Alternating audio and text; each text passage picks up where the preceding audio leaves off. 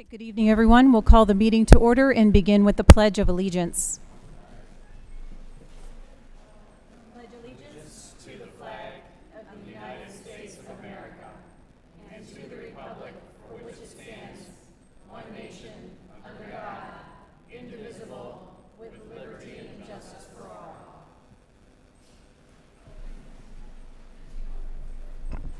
Mrs. McLean, may I have a roll call, please? Here. Mrs. McGinnis? Here. Ms. Catalina? Here. Mrs. Egan? Here. Mrs. Crane? Here. Mr. Need? Here. Mrs. Horst? Here.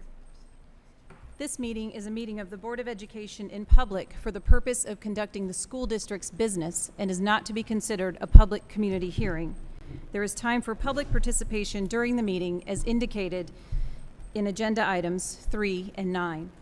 Item 2 is approval of the consent agenda. May I have a motion, please? I move that the Board of Education approves the consent agenda as presented. Support. Mrs. McLean, may I have a roll call vote, please? Mrs. Crane? Yes. Ms. Catalina? Yes. Mr. Need? Yes. Mr. Heyer? Yes. Mrs. McGinnis? Yes. Mrs. Egan? Yes. Mrs. Horst? Yes. The motion carries. Item 3 is citizens' request to address the board. You are given 2 opportunities to address the board. Under item 3.1, you can request to address the board, thank you, about any topic that is on tonight's agenda. Under item 9, you are welcome to address the board on any topic. When making comments, please state your name and address and direct your comments to Mrs. Kelly Horst, President. Each person may speak for up to 2 minutes. Per established procedures, the board will not respond to questions or interact with the speaker during public comment. We are happy to hear from everyone who is here tonight and wishes to address the board, as long as our procedures are followed. We have many new faces in the audience tonight, and I have a feeling many issues on which you wish to speak to us. So for those of you who may be new or here for the first time to address the board, let me go over those very quickly, and then Mrs. McLean will help us along with our procedures. First and foremost, you must sign in if you wish to address the board. There is a sign-in table over here with a sheet. You can see some of your fellow citizens signing in tonight. You must sign in if you wish to address the board. That is the way you get recognized by the chair. There are certain things that are not allowed when you are making comments to the board. Profanity, personal attacks, or grievances against individuals will not be heard by the board. Please keep your attention and your comments directed up front and to us, please. And then finally, for anyone who desires two-way communication or additional conversation, the best way to do that is not here tonight, but with direct contact either with Dr. Ryan for operational issues related to school or the district, or with me related to board policy. So those are our procedures. Again, right now, if you know you wish to address the board and want to sign in now, Mrs. McLean is going to go ahead and make a copy so I can look and see if we have anyone who wishes to address the board on any of our agenda items, which are mostly action items tonight, so I can call on you when we get to that action item. We will do this again at item 9, so I have a list of whoever wishes to address the board when we get to item 9. But again, if you want to address the board, you must sign in. So Mrs. McLean, it looks like we have a pause in the action. If you would like to make a quick copy for me.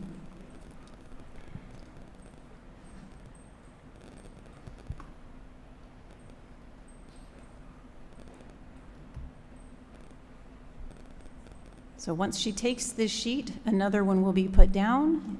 And if you feel as though while the meeting progresses, if you wish to address us when we get to item 9, that sheet will be there, and you may certainly walk over and sign in. And I will remind you when we get to item 9, you will have another opportunity to sign up. Thank you, Mrs. McLean. Great. Nothing on our action items tonight. Okay, we'll move on to superintendent update. Item 4, Dr. Ryan. Thank you, President Horst. Good evening, everyone, and I appreciate your attendance this evening as a superintendent of Clarkson Schools and as a parent in the district. Your engagement, involvement as part of the school process is incredibly important. If you look at the big picture, Clarkson Community Schools is a reflection of our community. It is our community. It takes, educates our children, becomes a center focal point of the majority of what we do in Clarkston. And we're tremendously proud of what our parents, our families have brought to Clarkston, and our administrators, our teachers, our bus drivers, and our board members. Everyone affiliated with Clarkston Schools knows this is really a bigger part of a community. And this evening, we're seeing that community in action. And I've listened to dozens of parents over the last several days and taken emails from many dozen more in exchanges of sharing their viewpoints. And although I published a return to school document, I felt in light of the comments that I received, some of them deserved at least an update, looking at some of the thoughts that I was able to kind of transpire and be able to share in front of public comment tonight. So I wanted to kind of look at it from the vantage point of a superintendent, and that I prepared a couple thoughts in advance to make sure I had everything clear this evening. And now we are a year and a half into the pandemic, and like most public school superintendents, I know enough about COVID-19 to know that we aren't out of the woods yet. Superintendents are not medical professionals, but lately, important medical decisions have come to rest on school administrators. Michigan schools have been given broad recommendations about COVID mitigation strategies from the health department agencies like the Center of Disease Control and the Michigan Department of Health and Human Services. And I want to remind our community that both agencies, including our local health department, are responsible for evaluating and responding to threats in public health. And both agencies have the authority to issue public health orders. Yet, as of today, they have stopped short of this. Some have asked why I did not issue a district-level mandate specifically requiring masks for all students and staff. I've read and responded to most, if not all, the emails I've received at this point, and I do not challenge the validity of the concerns our community has brought forth to me. However, school districts rely on public health authorities to evaluate public health issues and advise us with clear directives if they merit a universal mandate.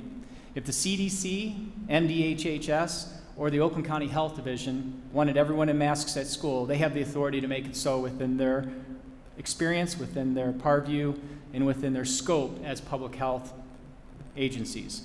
But they have not done that.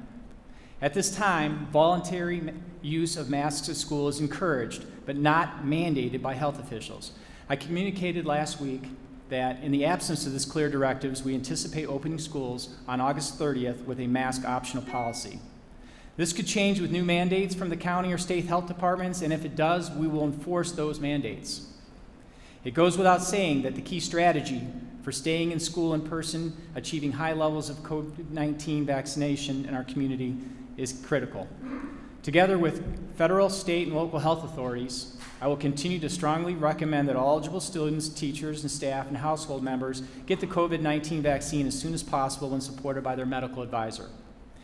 It is also important to remember that we can still incorporate things that we used in the last year, like frequent hand washing, outdoor learning opportunities, and physical spacing wherever we can.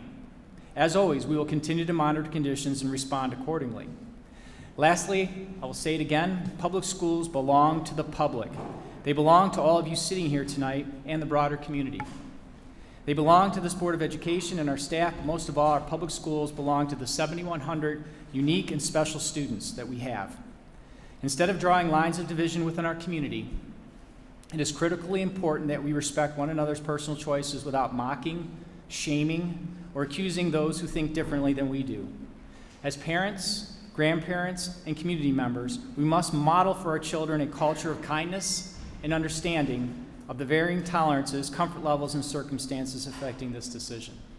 It's not easy right now to be a parent, a school administrator, a public health official, or anybody in our country, I believe, right now. There's struggles at every level, and I think we have to look at where schools are being placed is not in my, at least, desire to be in the middle of a community dissension between people who believe one way and people believe another. I can assure you, everyone that I spoke to over the last several weeks and this week believe that they are absolutely advocating for the best of their children.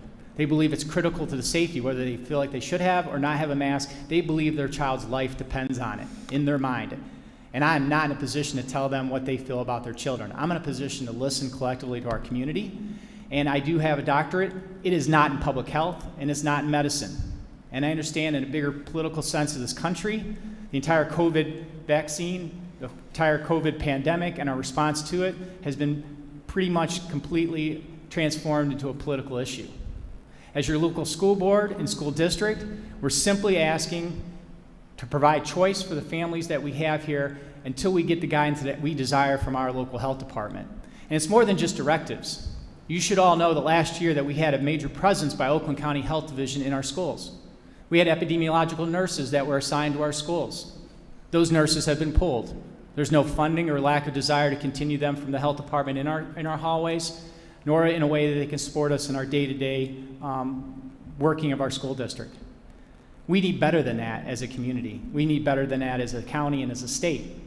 In my mind, not being political at all, we need a cohesive, collective strategy, not one that relies on local school boards and superintendents to have to pull the trigger to make these decisions in a way for everybody's public health.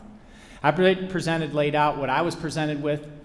I'm fully able to cooperate with our families in Clarkston and our public health division. I look forward to their continued involvement, but I am not going to be put in a position where we're at the last stage, the last draw, nationwide, of making public health decisions. I don't think it's fair to anyone in this audience. I don't think it's fair to our community or fair to our state. We should demand that public health decisions are provided in that kind of language to public schools. So that's where we stand this evening. I felt whether you agree or disagree with me with the issue at hand, I wanted to be very clear where I stood and where we're standing as a school district as we approach the start of school. So I appreciate your attendance. I very much appreciate your comments in regards to this, and we will continue to move forward as I outlined in my communication last week at this time. Thank you, President Horst. Trustees, any questions or comments for Dr. Ryan? Okay, thank you. We'll move on. There are no presentation items tonight. We'll move on to 6 action items. 6.1 is approval of personnel changes. May I have a motion, please? I move the Board of Education approves the personnel changes as listed on the attached sheets. Support. Any questions or comments from the board? Seeing none, all in favor say aye. Aye. Any opposed? That motion carries.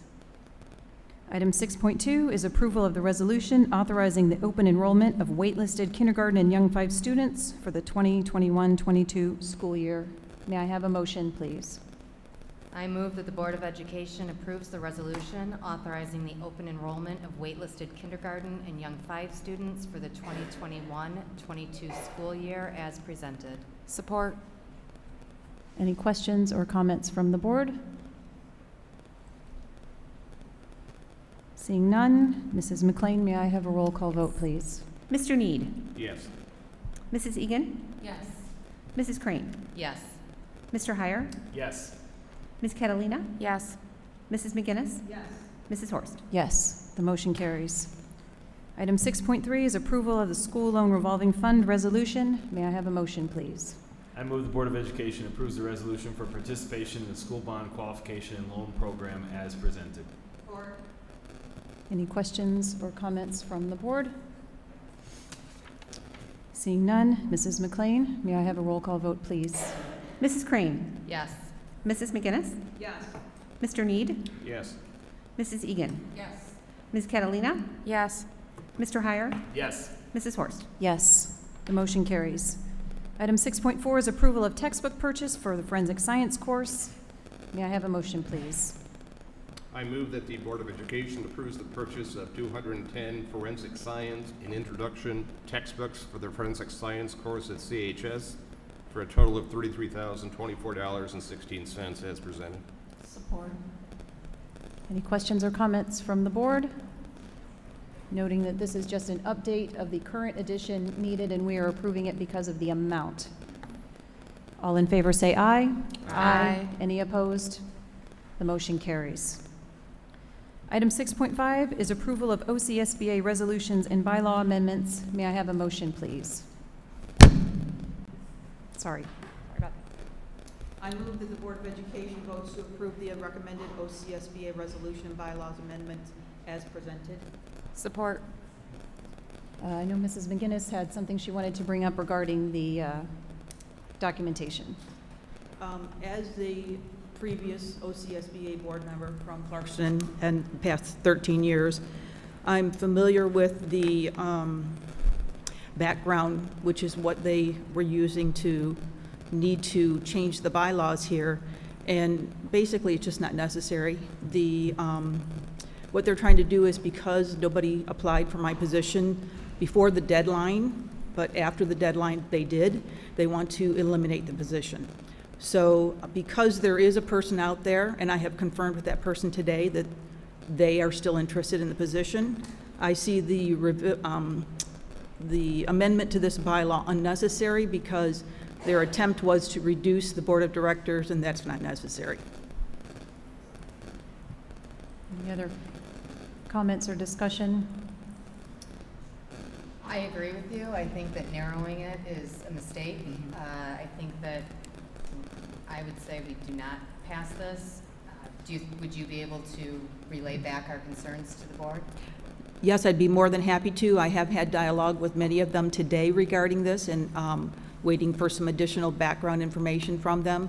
I'm very concerned of the message that this elimination of the board of director positions tells the county, and I think that our representation of how we stand on this is something that they need to hear. I appreciate, Ms. McGinnis, your service to the OCSBA board. I think, you know, I think I was involved when the first round of bylaws came about. I think you've been involved in the incorporation process and subsequent bylaws. I'm not familiar with another nonprofit organization that has a variability in their board size. And I think, unfortunately, that could be used to say, let's shrink the board if we don't want somebody, you know, that person, you know, coming on board. And while it's not written exactly like that, I share the same concern that you brought up. As I go through this, I wonder that the chief mission in my mind of OCSBA is to provide professional development to us as local school districts in Oakland County. And I wonder why we need positions. You know, we don't have a lobbyist as OCSBA. We don't inform a lobbyist as OCSBA. We are more than capable in our 28 school districts of coming up with our own positions. We already have formal process to adopt positions as school districts. So I really feel like we're complicating matters to just host some professional development opportunities here. And I think we might need to just take a breath and take a step back and think about, you know, the extra work, which was a rationale of why maybe people didn't want to do it. I don't know that that's the case. I think it makes sense to communicate that back and maybe start a dialogue, because as far as I know, we've elected these board members and they've run with it, and we haven't had the chance, obviously, in the last year and a half to have a dialogue, and now might be the time. I appreciate those comments, Mr. Heyer. I actually also really feel that this type of bylaw change is far more appropriate at an in-person meeting than just saying yes to a piece of paper and having it done without as much eyes on it, I think. And I think that, unfortunately, I think too many boards will look at this and just go, yeah, you know, and pass it and not really look at it. In fact, I had a conversation with a board member in another district today who didn't even receive the email. And some of the other implications of the 25% quorum for the subcommittees directly affected the work that he does with OCSBA as a non-board of director member and as a committee chair. So I just think that some of the work that they're doing is getting a little bit too complicated. And I think they're kind of setting themselves up for exactly the problem that they think that they have, that they really don't have, because there are candidates out there. Is it your recommendation that we vote no on this? Yes, it would be my recommendation to not support this proposed resolution. Any other questions from the board? Okay, so this is a roll call vote because it is a resolution, and so a yes vote would approve all of the proposed amendments and resolutions, and a no vote would not approve it. All right, Mrs. McLean, may I have a roll call vote, please? Mrs. Egan. No. Mr. Heyer. No. Mr. Need. No. Mrs. Crane. No. Ms. Catalina. No. Mrs. McGinnis. No. Mrs. Horst. No, the motion fails. Item 7 is report items. There are none. Item 8 is discussion items. There are none. Item 9 is citizens' comments. Citizens are welcome to address the board on any topic at this point on the agenda. So I have one full sheet of citizens who wish to address the board, and now would be a good time, if you are not on this sheet and you would like to address the board at this point on the agenda, to go ahead and please sign up on the sheet that is now over on that table. And so we will close that sheet when we finish with this sheet, and then Mrs. McLean will bring that sheet up to me. So we will go ahead and begin. And please remember our rules of decorum, that you will have 2 minutes to address the board, and we are keeping it clean and we are keeping it respectful tonight. Thank you very much. We will start with Holly Lorigan. And please, when you get to the microphone, state your name and address. And you will have your 2 minutes.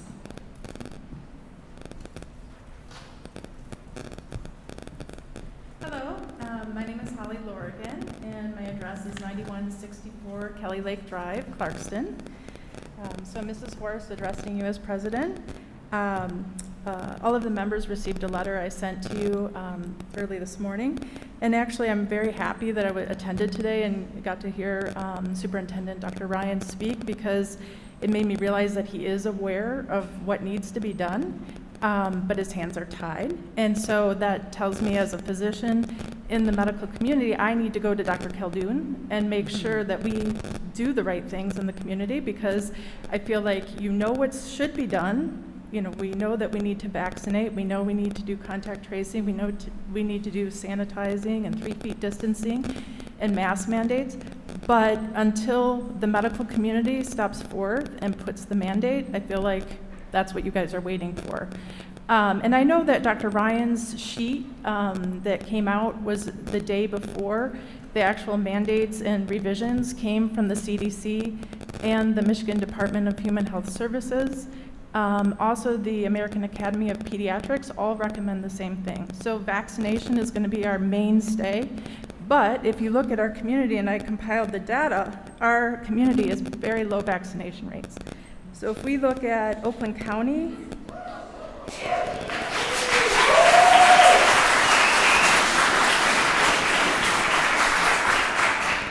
I'm not really sure why that's a funny thing. Physicians are working tirelessly to save your lives, so I'm not really sure why that would be clapping and exciting. Yeah, please whatever. keep your attention up here. So anyways, the vaccination rate currently in Oakland County is 56.23% and 60.70 first dose. But then when we look at children, it's even less. So children, 32.9% have initiated, 27.4 completed the vaccination in the 12 to 15 year group. So currently the EUA has only recommended vaccination for 12 and above. So all of those children less than 12 are basically at high risk. Mrs. Lorigan, thank you so much. That's 2 minutes.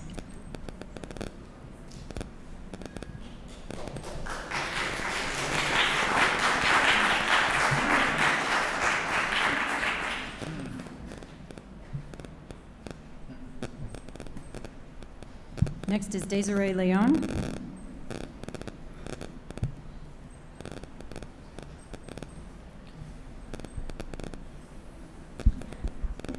My name is Desiree Leon. I live in Clarkston, Michigan. I just wanted to make a statement. We have been contacted by a whistleblower who is an official from another school district. This past week, districts across the state received an email that said more federal money is coming. Tens of millions of dollars, even for the wealthier districts. Possibly 13 to 15 million for a district like Clarkston. But there are strings attached, and those strings are to mandate masks for our kids this fall. Do you remember the American Rescue Plan from March? It also had strings attached to embed CRT DEI into our existing curriculum in all classes, even math and language arts. Do you see a pattern? Does this sound like transparency? I'll repeat it. More federal money is coming. tens of millions of dollars. But in order to receive it, they have to mandate masks.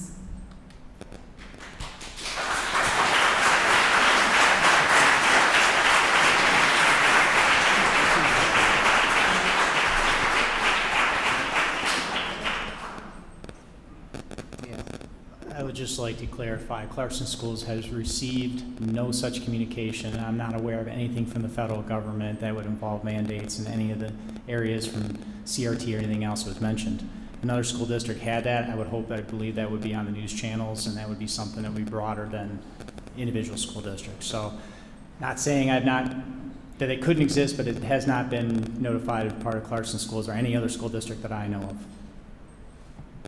Next is Doug Jenkins.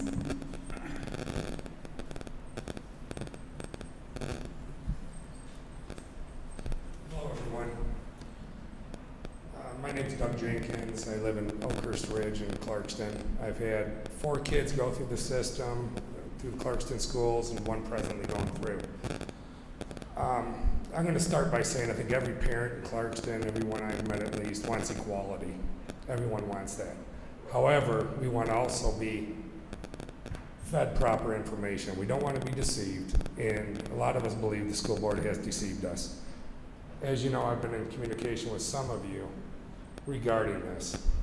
So, with that said, I did receive the playbook that goes to all schools, all school board members who are going to participate in DEI/CRT. And they are one and the same. And the playbook does state it, which I do have here, everybody. If anyone wants a copy, let me know, I'll get it to you. I received this from a school board member from another district. That district turned it down. They believe the training they had to go through, they believe the programs that they were being taught were way too leftist for them. As I stated, I believe everybody wants equality, but our kids need to be taught without an agenda, okay?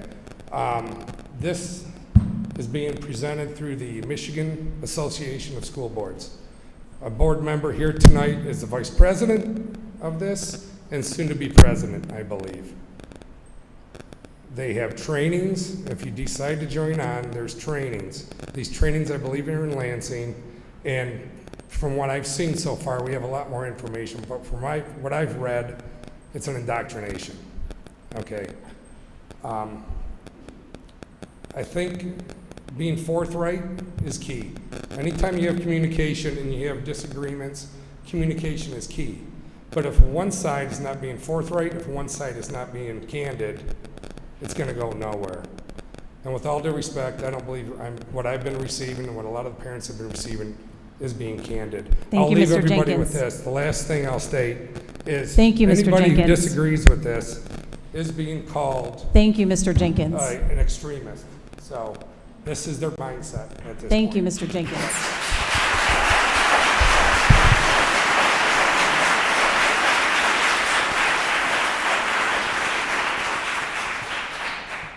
Next, we have Hillary Kubler.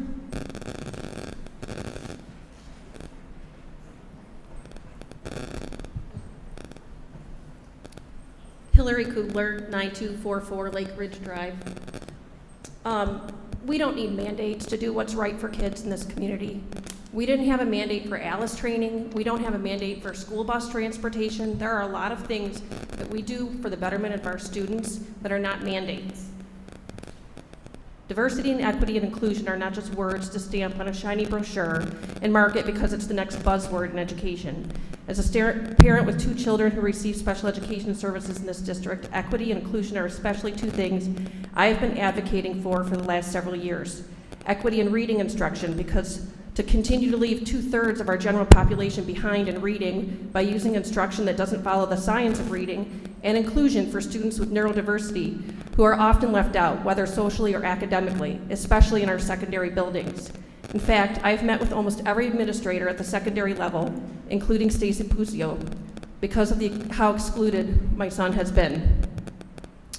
The district has continually overlooked the largest subsegment of population since I moved here 12 years ago, And Dr. Ryan, your decision on Thursday to forego any mitigation efforts to stem off what is the largest pandemic the world has seen in a century has me sickened. You position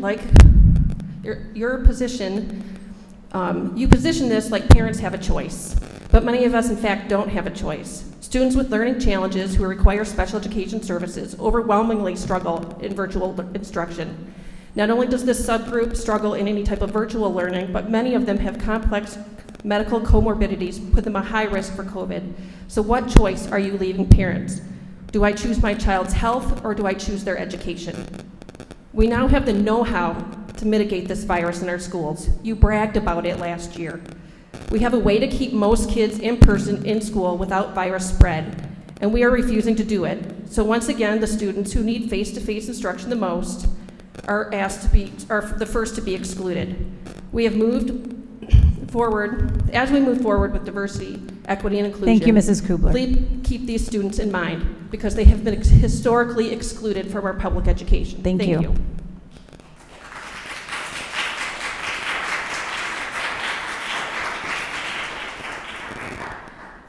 Next, we have Erica Gillette.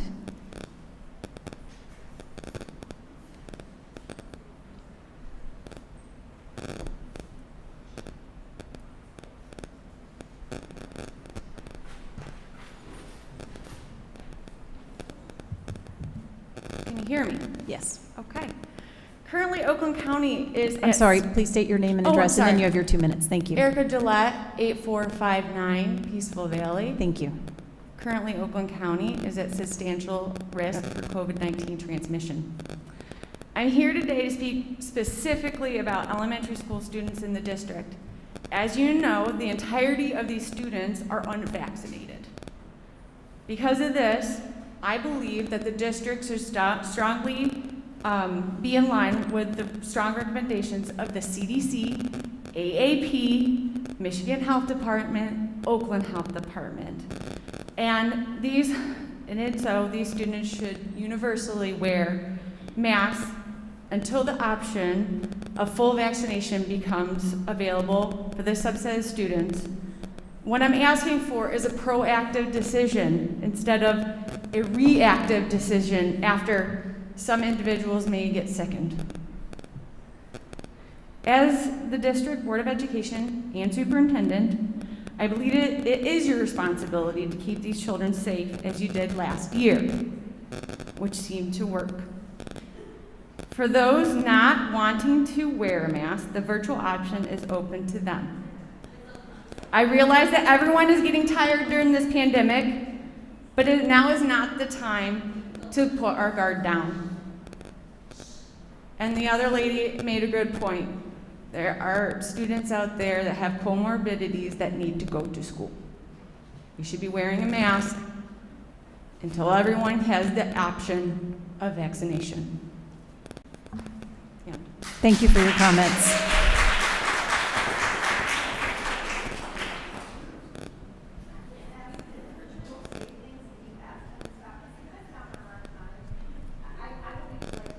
I'm pausing it if people are disrespectful and interrupt. I'm pausing the clock. Next, we have Mary Herzensteel.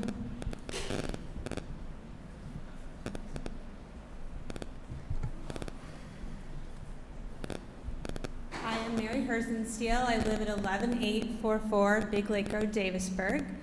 President Horace, board members, and Dr. Ryan, I'm here tonight to tell you that I support diversity, equity, and inclusion in our schools. Please let me explain why. The past 4 years, I've been going on admission tours of universities in our state with my kids. As we set foot on each campus, I noticed there are more people of color than in Clarkston.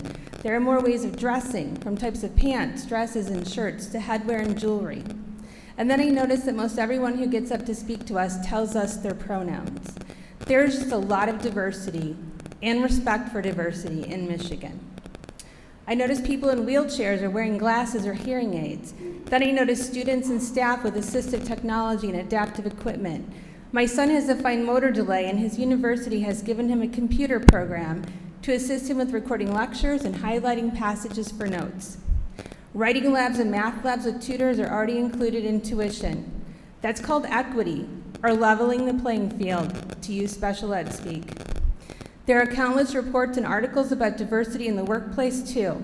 People find inclusion and equity at their job through the 1973 passage of Section 504, which is now part of the Americans with Disabilities Act. That's called equity, or leveling the playing field. Basically, no matter where our kids go after high school, they will encounter diversity in people, culture, and thought. They will be expected to be inclusive of the students in their classrooms, of their coworkers on their job, or the soldier training next to them. Therefore, it is also appropriate that we would focus on diversity, equity, and inclusion in our K-12 schools to get them ready for the world. We live, train, study, and work in a global society. Our group will be hosting an education and information session on diversity, equity, and inclusion soon. Thank you. Thank you for your comments.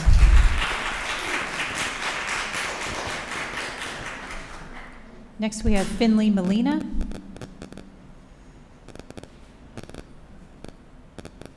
Something here.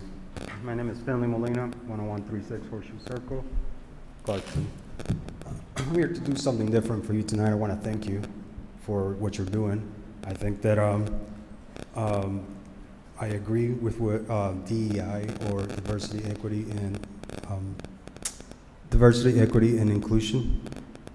Recently, I was asked, why should we, spend resources on kids that are probably not going to amount to much of anything? My answer to that was, can we afford not to?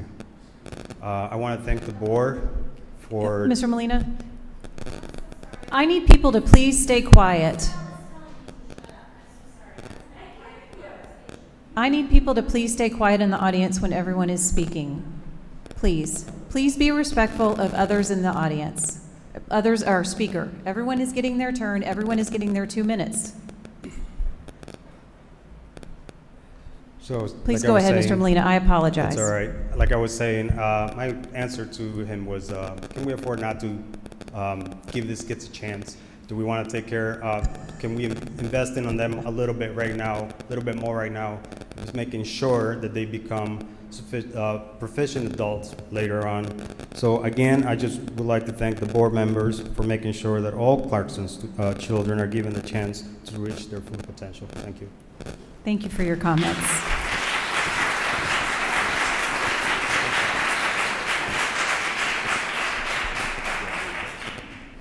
Next, we have Adrian Molina.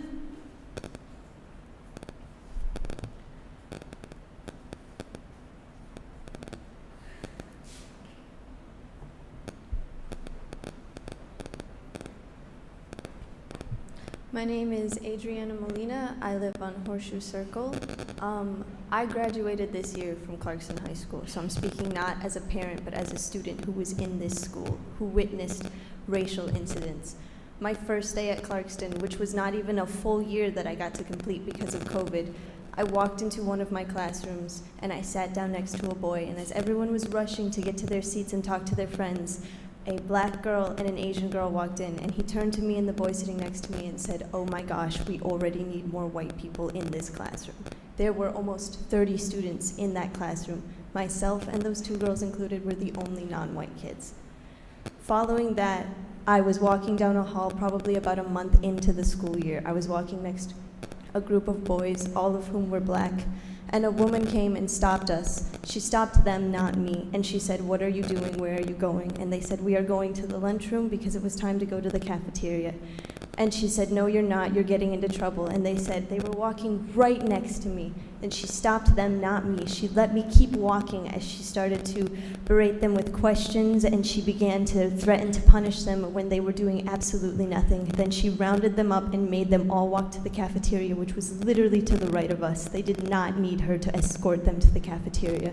The entire time threatening that if she caught them outside of the cafeteria again, they would be punished. We were just walking from our class to the cafeteria. I ended up becoming friends with one of those boys after the incident, and he was probably one of the sweetest kids I ever got to meet at that school. Following that, I was in a classroom with some of my students, some of my classmates, and one of them made a terrible joke about Jewish students. And he looked at me, and then one of my friends told him that I was Jewish, and he said, I won't make those jokes whenever you're around again. But the problem is not that you're not making them around those students, it's that you make them in general. It's that these kids don't realize that this stuff is hurtful because they've never had someone to tell them how it makes another student feel. The point is that we make students have a feeling of safety in these schools, and if we can't do that, then what exactly is the point? Thank you, Ms. Molina. Thank you very much.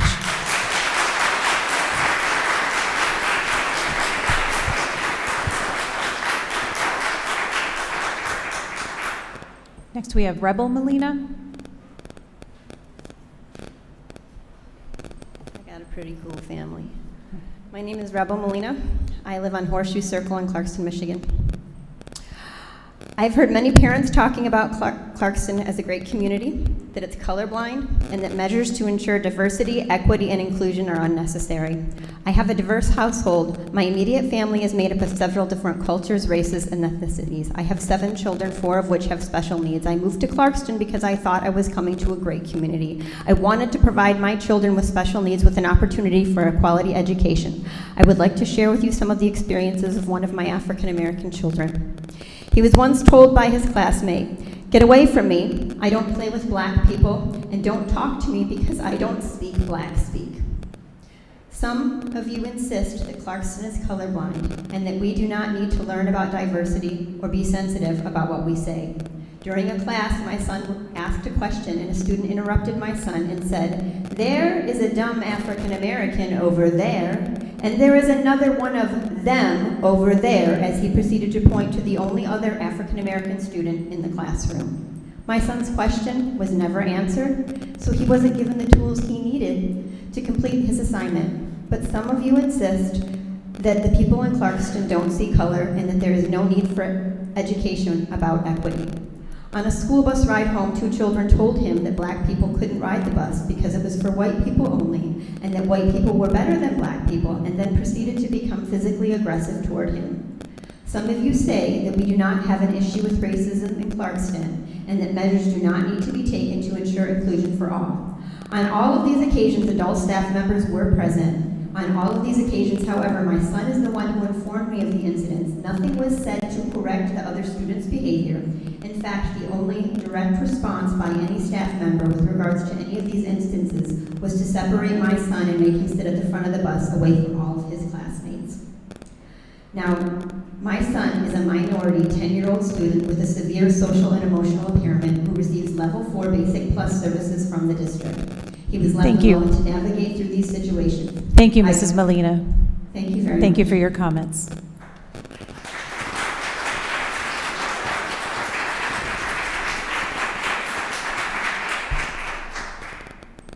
Next, we have J.C. Rothrock.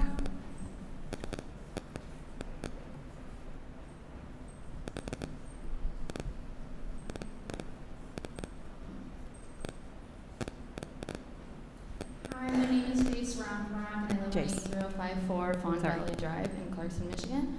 I'm speaking on behalf of students because I'm a 2019 graduate about 2 years ago, and I would like to address an experience that has not rubbed me right since then. So during my senior year of high school, I was in a musical called Hairspray. If you're unfamiliar with the plot of it, it's centered around themes of beauty standards and it's the civil rights movement. During the process, it was clear beforehand that we would not have enough people for a diverse cast. Therefore, members of the drama club were asked to sit out during lunch periods to try and recruit people of color for auditions. In a school where the population of students are predominantly white, it should have been clear we could not do a show that strives to teach an audience about erasing the idea of segregation if we didn't have enough diversity within a cast to accurately portray its message. Alongside this, there were many other underlying issues that occurred during the creation of this show. To name just one, there was a performer who was casted as a Caucasian character.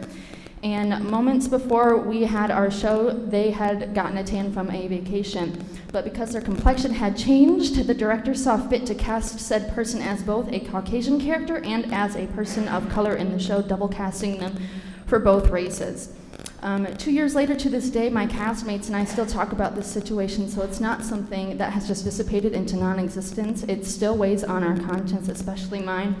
I remember feeling terribly wrong about this situation, yet I had a fear about bringing it up to my superiors who were in control of directing this musical.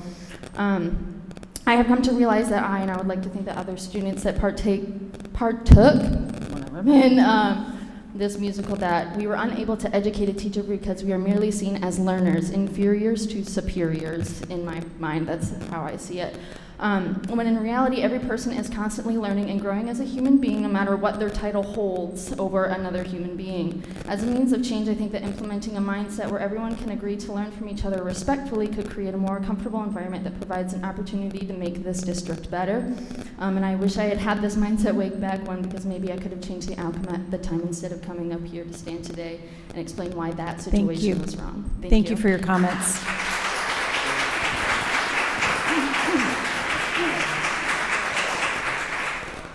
Next, we have Andrea Johnson.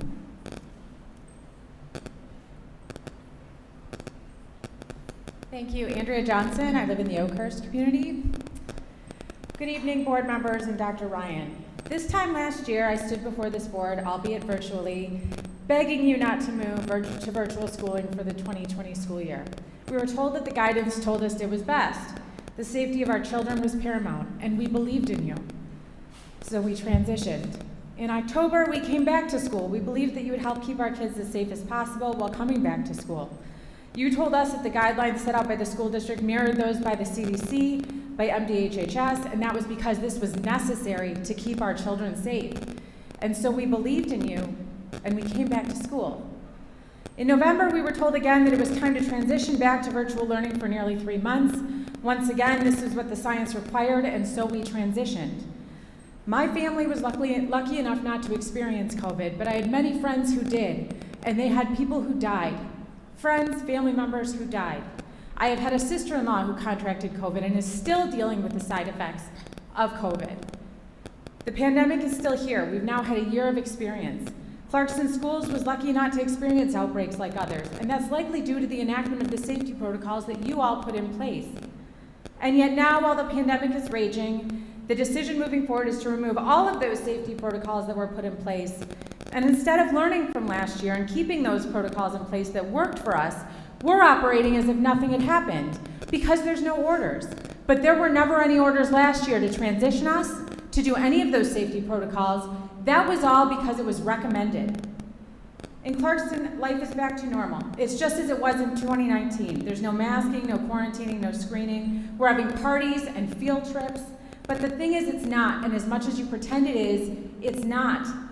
Now you say, if I don't like it, I can isolate my kids and school them at home virtually, but as we know, that is not the answer. There is no study out there that says isolation and schooling by 2 non-educator parents will work and are the same. But there's plenty of guidance out there saying that precautions recommended by pretty much Thank you very much, Mrs. public Johnson. health guidance is important. Thank you.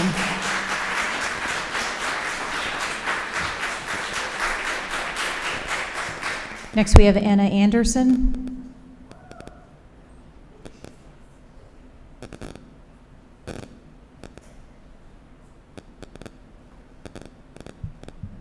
Anna Anderson, Sasheville Road, Clarkston, Michigan. I want to applaud you on the fall return to school plans, which allow parents the choice regarding mask wearing and following the overreaching COVID protocols from the last school year. Thank you for taking a stand and showing our kids leadership in the face of adversity. I want to remind you of a few things should you waver in your decision to allow choice in Clarkston schools. Article 8, Section 1 of the Michigan Constitution, religion, morality, knowledge being necessary to good government and the happiness of mankind. Schools and the means of education shall forever be encouraged. Section 2, every school district shall provide for the education of its pupils without discrimination as to religion, creed, race, color, or national origin. As noted in the Michigan Constitution, the purpose of school is education, not mandating health choices. Mandating masks, quarantines, testings, or vaccinations is making a health decision for my child.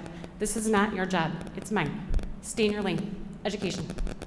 Additionally, I want to remind you of the Revised School Code Act 451 of 1976. The state policy under 1037A shall include a clear statement that all of the following practices are prohibited for school personnel in the public schools of this state under all circumstances, including emergency situations.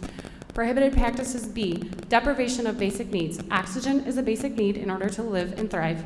E, intentional application of a noxious substance or stimulus that results in physical pain or extreme discomfort. A noxious substance or stimulus is prohibited whether it is generally acknowledged or specific to the pupil. H, any restraint that negatively impacts breathing, thus giving parents the right to choose if our child wears a restraint that negatively impacts breathing is the right choice, and truly the only choice, as stated in the Revised School Code Act. Thank you for your time. Thank you for your comments.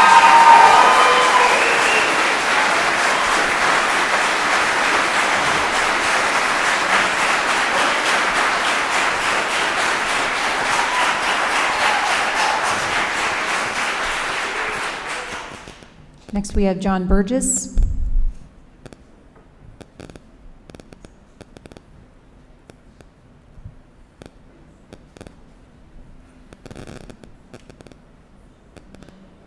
Hi there. My name is John Burgess. I live on Pine Knob Road. I sincerely want to thank the entire board and Dr. Ryan for all the work that you've put in over the last 18 months on what are obviously very difficult decisions, and I mean that sincerely. I want to address regarding masks and the new the guidance that was set forth last week. I appreciate the choice. I appreciate the choice as to whether or not to mask our children. I don't know if anybody really knows exactly what the way forward is at this point, but I know one thing, that path does not involve forced masking on children. It does not involve tracing every move that they make, where they go over the holidays to ensure that they can come back to school. There was some discussion a while ago from Dr. Ryan that this is something that we have to take up with the health department if we want these mandates. And I'd ask, do we want these mandates? Do we want the health department permanent? Are we talking? Is the idea permanent here? I mean, from the American Academy of Pediatrics, August 6, 2021. The hospitalizations of pediatric COVID patients range from 0.1 to 1.9 per 1,000. These are virtually identical numbers to the seasonal flu. The Oakland County Health Department has not recorded a single death on its dashboard from COVID since July 14, 2021. I looked at this today. The deaths by age group category does not even have a section for people younger than 20. There is a lot of talk about curriculum that I've heard today. But if we are teaching children maladaptive responses as the basic response to life conditions, the curriculum doesn't matter. There has to be a foundational trust from educators to kids. Putting masks on their face will not bring that about. Kids do not bear the burden of the health of this entire country. These kids need school. They need to see faces. They need to see your faces. They need to see teachers' faces. They need to socialize in school without fear of being sent home when they are sick. Thank you, Mr. Burgess. Appreciate your comments. Thank you very much.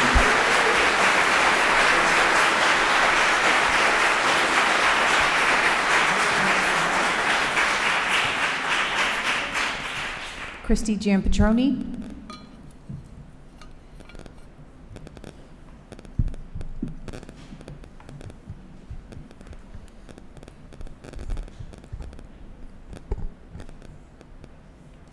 You said my last name so well. I'm trying up here. I can't always read the writing. Hi, my name is Christy Giampetroni, 15 Walden Road in Clarkston. We, the people, Clarkston Parents United, have put forth a resolution to request Clarkston Community School board members, superintendent, staff, and teachers ban and refrain from teaching or programming CRT, equity, and DEI, diversity, equity, inclusion, in our schools. Superintendent Sean Ryan announced at the July 28th school board meeting that CCS will not support, promote, or teach CRT. We are requesting further clarification in the form of a written resolution. Whereas DEI, diversity, equity, inclusion, is rooted in CRT. CRT and DEI are academic disciplines that state that America's foundation is rooted in white supremacy and systemic racism. CRT and DEI teach that whites are oppressors and BIPOC, Black, Indigenous, and people of color, and other minorities are oppressed. CRT and DEI promote in students the internalization of past historical events to experience white guilt and Black minority victimization and oppression. CRT and DEI together both are anti-American and are rooted in race-based neo-Marxism. Marxism states that there's an imbalance of power between groups, which seeks to divide students into groups or subgroups based on race, poverty, social economic status. So therefore, we would like for it to be resolved in a written resolution that CCS will not use or promote CRT or DEI. It will not use it to coach other teachers. CCS will not use any curriculum supported by the 1619 project. CCS will not use CRT or DEI in social emotional learning. We will also ensure that these false ideologies are not being promoted on the classroom level. Lastly, we'd like that our superintendent would conduct classroom level audits to ensure that teachers adhere to this resolution. Thank you. Thank you for your comments.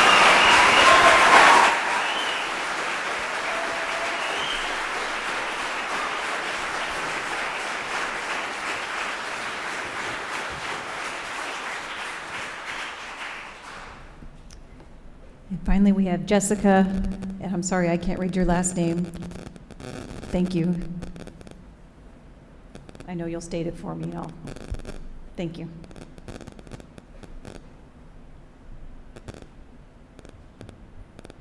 Yeah, sorry, my handwriting's not the best. Sorry. Jessica Kingston, I live on Ridge Thank you. Drive.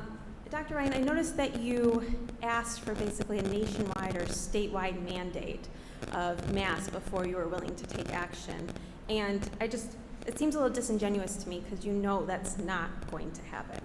There's not going to be a nationwide mandate of masks. So what we have, though, is guidance from the CDC and the MDHHS. And they've given us directions for what to do, yet we are not doing so. Instead, we're actively removing protocols that have been in place and have been shown to work. We're not taking a hands-off approach. We're not stepping back and not doing nothing. This is an active decision to remove protocols. We have 5 tools to combat the disease, and we know that these work: masking, vaccines, ventilation, tracing and quarantining, and social distancing. The protocols that were emailed out last week remove these tools, several of these tools, from our toolbox. And it's not clear why. We know that vaccines are on track to being approved for the younger school-age children within the coming months. I urge you to take action now before the children return to school. And you do have the authority to do so. You don't have to wait for mandates that aren't going to come. I guarantee there are others like me who feel this way, but did not feel comfortable coming here today because of the ongoing pandemic. They did not have the option to give their voices here live because there was no virtual option. And I hope you take that into account as well.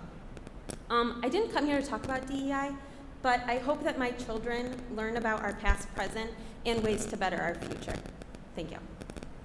Thank you for your comments.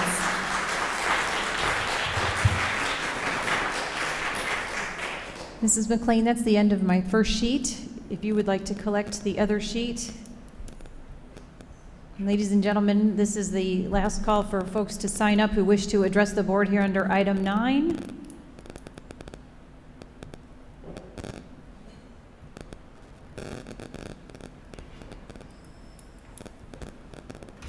Great. Thank you very much, Mrs. McLean.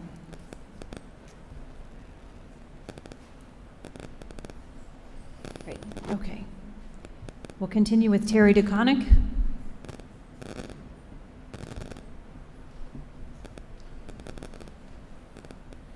Hi, I'm Terry DeConnick, Village Court, Clarkson, Michigan. Members of the board and Dr. Ryan, you have a tough job, and we appreciate that you sometimes have to make difficult decisions. As parents, all of us have had to make difficult decisions. In my opinion, the current stated direction for the new school year, a return to normalcy, is the right decision. While some parents may disagree, you are choosing a direction our country is founded upon. Free will, life, liberty, and the pursuit of happiness, free of government mandates. A direction that will allow our children to heal and be kids again, physically, mentally, and emotionally. COVID is a real thing. I know over a dozen people have had it, some serious, some asymptomatic, and a couple older relatives who have died with it. Unfortunately, our media and politicians have hyped it, and they continually point out the number of cases, number of deaths. Unfortunately, they don't perform basic journalistic investigations and look into the numbers. They hype fear. I'm an engineer. I love math and data. I believe in science. However, if you dig into the data, as I have since the beginning, you'll soon wonder why much of this data is either not covered or it is, when it is discussed publicly, it is censored. Here's some facts based upon Oakland County's own COVID website. Since the beginning, Oakland County has recorded zero COVID deaths for those under the age of 19. How many have died of cancer or car accidents or kidney disease? More than zero. Well, what about the hospitalizations, they'll say? Looking at statewide hospitalizations from a couple days ago, there were a total of 7 pediatric hospital beds in use with patients who tested positive for COVID. In State Region 2N, which encompasses Oakland, Macomb, and St. Clair counties, a single one pediatric hospital bed was in use with a COVID positive pediatric patient. The media hypes the dreaded Delta variant. They tell you it's more contagious, which may be true. What they don't tell you is also less deadly and less serious. It's more like a common cold for many, many people. Where Oakland County is an average of 7 deaths a day in late April, they recorded a total of 7 deaths in the entire month of July. There's so much more to the data if you look. I Thank you very encourage all much. of you on both sides of this issue to dig into the data. Thank you so much for your comments.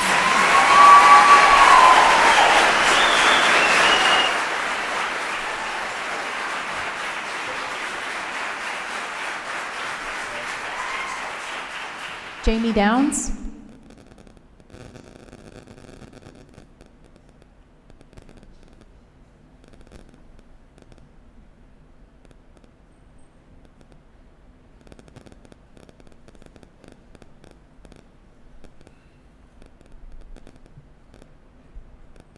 Hi, I'm Jamie Downs, 5074 T. O'Hara Boulevard.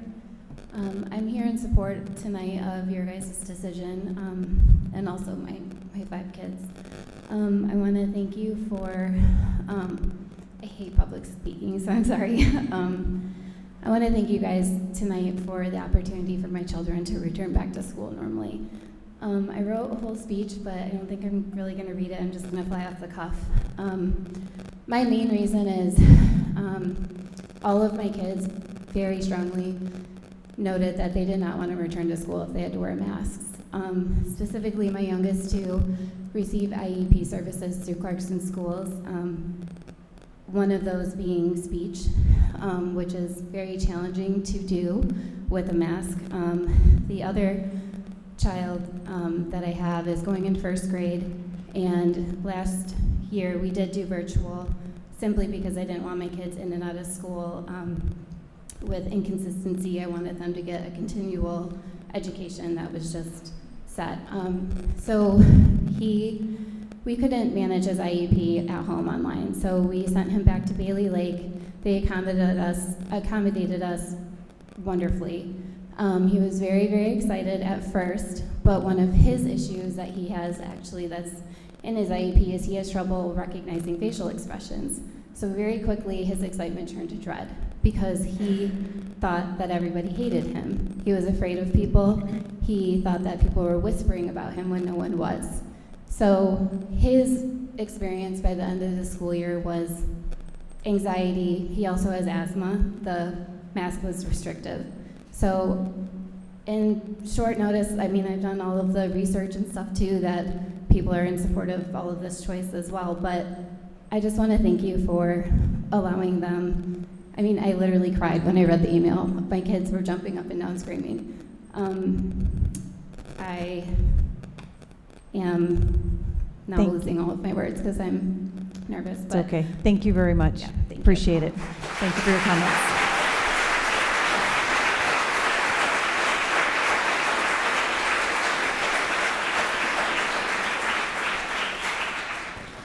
Jamie Johnson?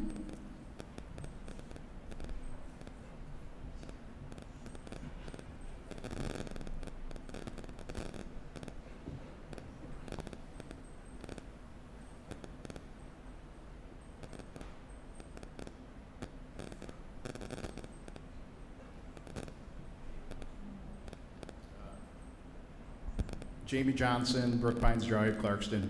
I came here tonight not expecting to speak, so it may be a little coherent or incoherent, and I apologize for that. But I wanted to start by saying, Dr. Ryan, in your opening statements, you decried the politicalization of mask wearing, and I totally agree with you, because individual liberty and freedom of choice can never be politicized. We have to have the choice. If you need a mask, wear a mask. Wear an N95 if that mask works for you. There's no concern over me wearing a mask. But when it comes to politicalization, you've also introduced programs into our schools that have created a huge divide. And it is absolutely along a political line, because I think I'm up here representing a good portion of our community, and I will say majority of our community, on the conservative side. And none of us want DEI or CRT in our schools. I would like to know what prompted the change to bring this into our schools. What did we do prior to this to educate our children? And why now? Is there a money trail that we need to follow? I don't know, but I would like to know why now. What is causing this now, other than the social movements in this country that are becoming extremely political? Our country is being pulled apart politically, and it's because the left is lurching farther to the left. I'm not becoming more conservative. The ideas in this country are becoming much more socialist. And DEI is one of those ideas. And if you introduce it into our schools, it is going to create havoc, and it's going to destroy a lot of kids. Because all the people that got up here and talked about the racist incidents that happened to their children or to them in school, and they think DEI is the solution for this, they're sadly mistaken. It's going to be just the opposite, and it is the problem. And that's all I have. Thank you for your comments, Mr. Grant.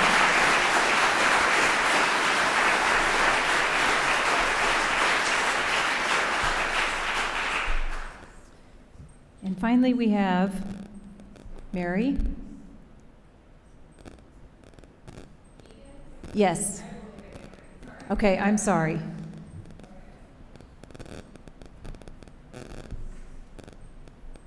Say your last name for me. McNally. Yeah, so I'm Keegan McNally. Keegan McNally, okay. Yeah, I can read the Mary, so I apologize. That's what I was okay. going with. Okay. I get called Megan. I get called everything. Thank you. I didn't plan on speaking either, but after listening to everybody, I was taking notes, and my son is just under 3, so he'll be in preschool soon. Do me a favor, state your full name and address, and then Keegan you can go. McNally, Greenhaven Drive, Clarkston. Thank you. Yep. I was born in Frankenmuth, a predominantly white community. We only had 2 black students in our school. I don't feel that it's on the schools to teach this CRT or DEI. It's on the parents. I mean, there was no racism in Frankenmuth. There may be racist people, there may be racist families, and they're teaching it to their children. In my home, I regularly have gay men, black people, white women, transgender. My son does not know the difference. That's because I don't teach it to him. But if we bring this into the school, you're going to be teaching it to them. This is on the parents, it's not on the schools. But if this comes in here, my poor child did not choose to be born white, and he will be made to feel that he needs to hate himself and that he is the problem in America. And it was not his choice. Just like it was not anybody else's choice to be born any race that they were born. But I think this is a horrible thing to bring in here, because you're just going to kind of flip the racism, and you're going to make it a very diverse, horrible situation for these young children. I'm already afraid for my child, and he's only 2.5, and I'm worried what guilt he's going to carry from these schools teaching him that he's a bad white man, and he has no choice in that. And that is, and I won't take him anywhere either because of the mask thing. So I'm glad you guys decided not to do that. We've traveled the world the entire time this pandemic was happening. No mask, no vaccines, and we've been fine. So I'm just saying, I'm really glad you're not forcing these children to wear these masks. So thank you for that as well. Thank you for your comments tonight. Thanks.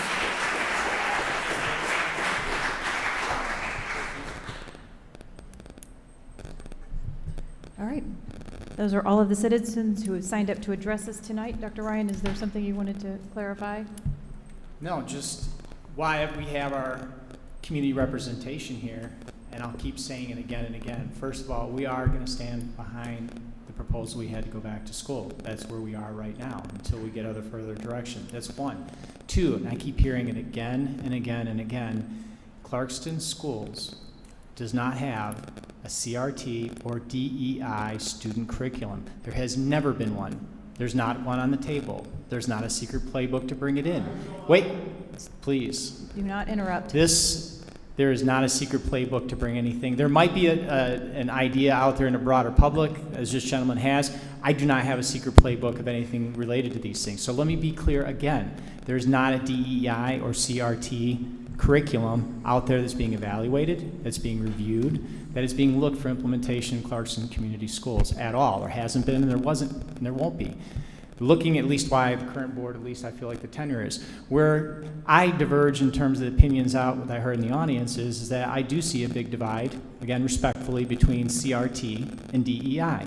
Maybe it's definition of terms, but to me, diversity, equity, inclusion has to do with the idea that we make sure that we reach all of our students in Clarkston. It is not a student-driven thing. It's not a classroom-driven curriculum. It is an awareness by an almost exclusively white staff that we have here in Clarkston. That's the reality that we live in. Our student population is more diverse. It's critical, and that's where the only area that I see our DEI work right now is to make sure that we can address the needs of all kids, that we can understand the students that we have in our schools, that our teachers can address situations, as you heard tonight, where there are problems. I hate to break it to the audience. Clarkston's not perfect. We have challenges like this, like every community. But it's not something we're going to be indoctrinating students. Far from it. I see no benefit introducing any of this information to our students. I'm glad we have moms and dads here tonight. But for the predominantly white staff, we're making sure along the way, and we don't even have a specific plan as of yet. We're noticing this as an increasing problem. We want to make sure that our staff, in a way of cultural proficiency understanding, can address the needs. And it's not just race. It has to do with our lack of understanding the broader perspective of religion. It has to do with special education status. Even gender opens the door for ways that we can teach better to reach more students. And we're not going to fall victim to that pitfall of overgeneralization either. I mean, there's danger when you start to label entire groups of people under one. I don't believe in that subgroup look. And that's not how our schools are staffed or our support systems work. So I believe in taking healthy criticism from any crowd or through email or through social media. But if there's not anything in your schools related in your classroom, and I agree with you that I don't see a place for that. That's for moms and dads at home. But don't vilify your school district for something that they're not doing. We do need to do a better job of making sure that we're reaching the needs of all kids. But it's not a curriculum, it's not an indoctrination, and it's not something we intend to bring in. If that was brought up as a curriculum, there's a very clear process out there that the district would have to go to. You would all have an opportunity to see it in bright lights behind me. And I'm sure some of the audience think that we probably should do something like that. Well, I'm disappointing to those people in our audience that think that should be in the classroom. We don't see it right now in Clarkston. But that doesn't leave us off the hook as a staff or as a community to reach a more diverse student population we have. I just don't want to leave anybody behind. I don't believe in mediocrity. I don't believe in everybody being the same. If you look at the basic service model that I proposed, it's not communism or socialism. The basic service model for post-COVID, when we reach that, is to have a literacy coach, to have interventionists that are trained as a base model in every building as we go into this fall. The only differential, I'm going to say this really slow and 3 times to make sure that it reaches everybody. The only differential between buildings is on the sheer number of students that cannot read or write in that building. It's a service model. I mean, equity in that terms in Clarkston does not mean stealing from one to give to another. Equity just means, like you would do in most industries, if you have 100 students that need help with reading and math at one building, you're not going to staff it with the same number if you have 10 at another building. I'm just being smart in how we apply our resources. But I'm certainly not moving around. I see no building in Clarkston, whether it be an elementary or high school, that has everything it needs and is ready to go. That's not reality either. All of our buildings need an increased level of support for next year. All of our children, every single building needs greater supports.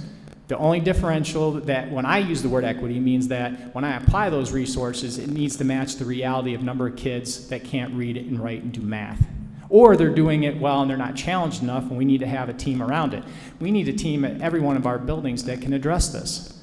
Again, equity is not having everybody being the same. We want excellence, and I want more kids in advanced programs.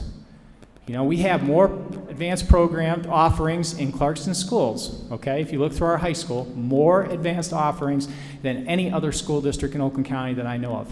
And I'll put a challenge up, everything from our in-school Clarkston technical programs, to our construction programs, to our ID programs, to our AP programs. We have more than you can shake a stick at. What I don't have is a number of kids in the seats and butts and seats that I want in those classes doing that kind of advanced work, whether it's pipe fitting or calculus. I want more kids in those advanced classes, and we're trying to build that base of support up from the bottom. So a couple things, just to reiterate clearly.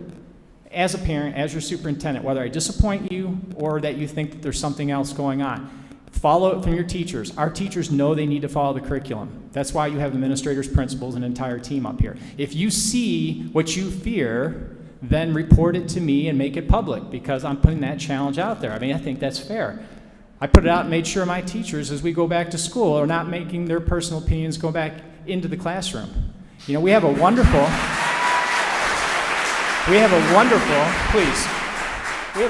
teaching staff that brings their expertise, their passion, and their energies every day to your children.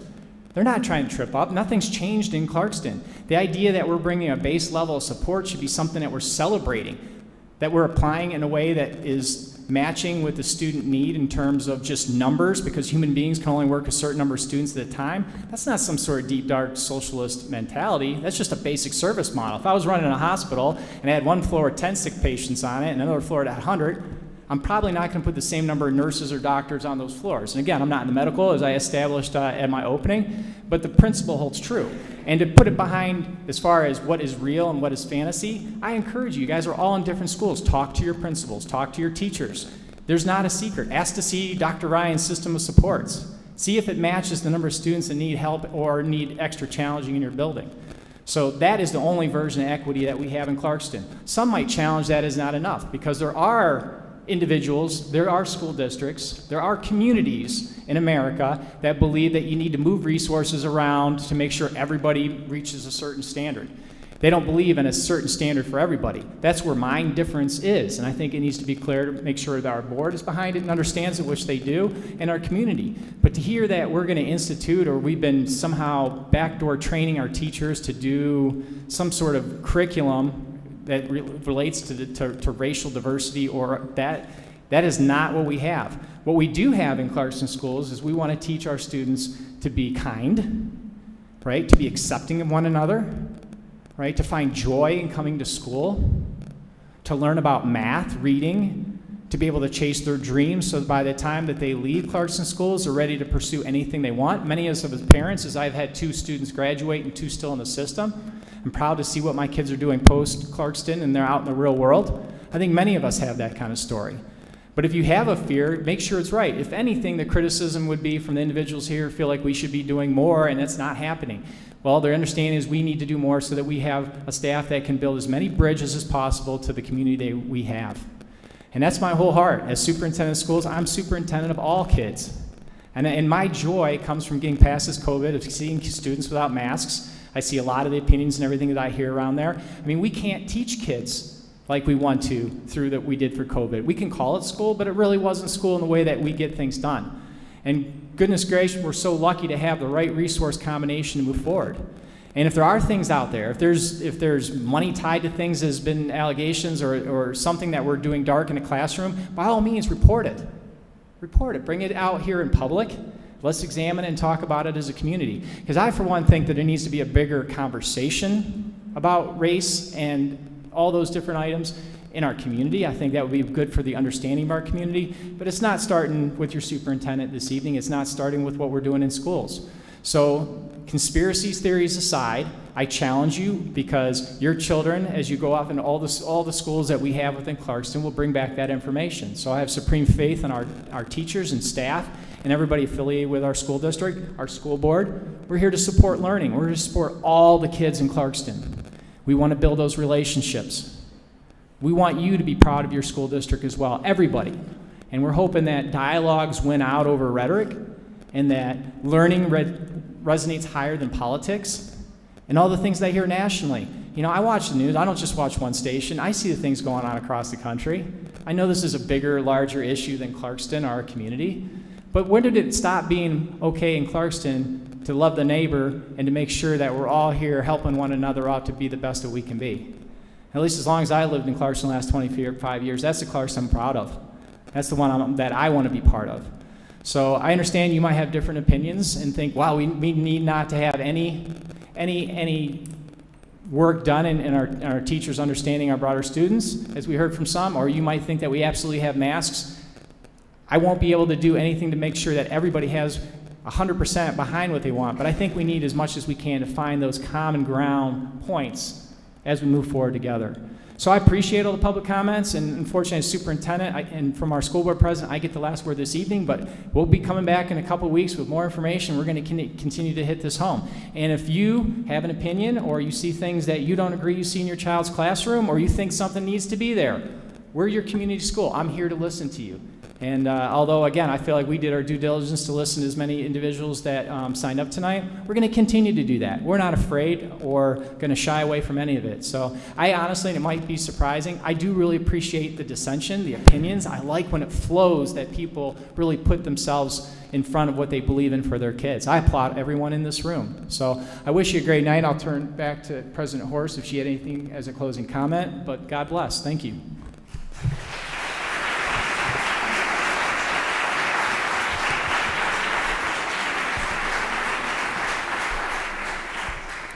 Thank you. Thank you very much, Dr. Ryan. Thank you very much, Dr. Ryan. I appreciate your words. Item 10 is information items. Our next board meeting will be Monday, September 13th at 7 p.m. in this room, which will be after the start of school. Item 11 is adjournment. May I have a motion, please? I move to adjourn. Support. All in favor say aye. Aye. We're adjourned.